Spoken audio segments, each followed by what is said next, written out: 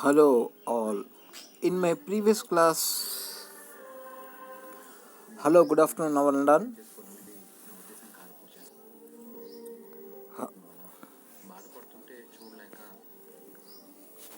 Hello all.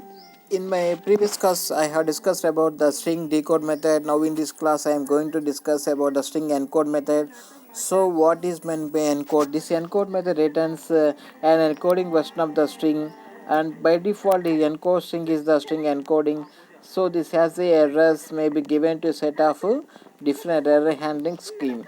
So here we can clearly observe the syntax. Here we can observe the syntax, that is string dot encode, and here you have the two arguments. First one is encoding, that is UTF-8. By using encoding, I am initializing to UTF-8, and next we have errors argument, that is initialized to strict method. In order to handle any errors in by the encoding with the we use the errors argument, and by using encode we are encoding the using UTF-8 characters. So the parameter definitions are given below. First one is encoding, means this is encodings to be used for a list of all encoding schemes. Please visit standard encodings. And what is error argument means it is given to set a different error handling scheme. That means the default value for the errors is strict, meaning that encoding errors raise a unicode error, other error values are ignored, replace, and XML can replace, and backslash replace, and any other names are registered via using the register error method. So we have the so return type for the encoding string is the return value is the decode string, and here we can I am importing the base64 method, and next I have taken a string called this is the string example, this is the which is enclosed in double quotes, and this value is initialized to the value string, and then by using the string value I am initializing another value by using the base64 dot b64 encode. By using this method, and as an argument string encode, I am using the method called string dot encode. I am encoding the string with the two arguments UTF-8, and this one is the errors. By using this encode method, I am encoding the string, this is the string example, and then printing the same encoded string onto the output screen using the print method.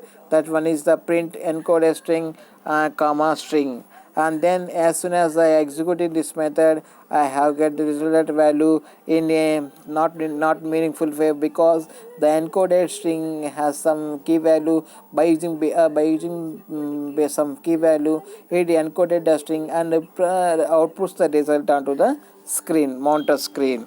And this is the simple method encoded string. And then we have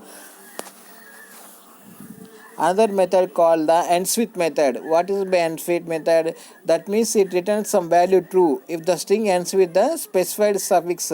That means if I have specified one suffix, if the string matches with the specified suffix, it returns the value as true, otherwise returns the value false.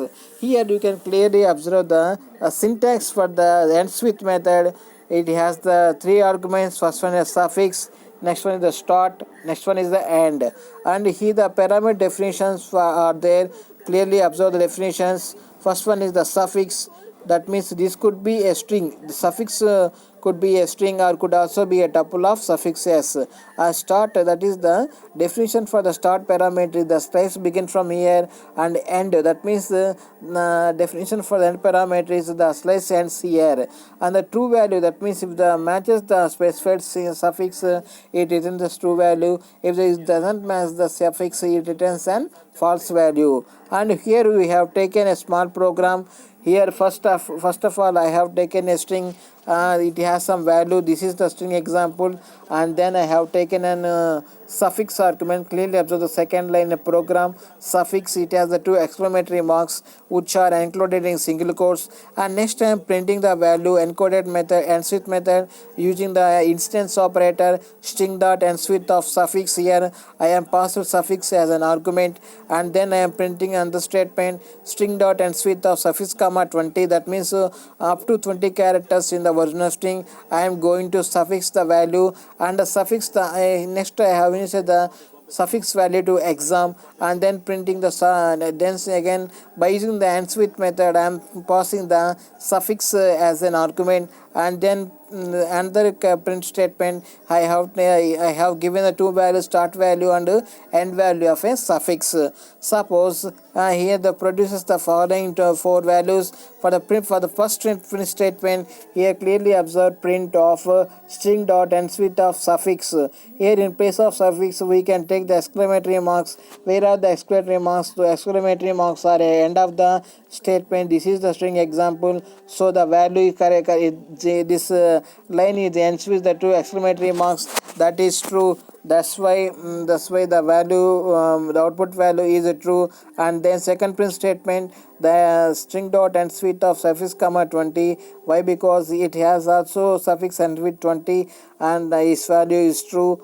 And next another two print statements, and the suffix is equal to exam, so ends with of suffixes, so this line is not end with exam, that's why we get the false value. And then print statement, from the starting to index, the exam value up to that exam value is 20 characters, that is it prints the output as the true value.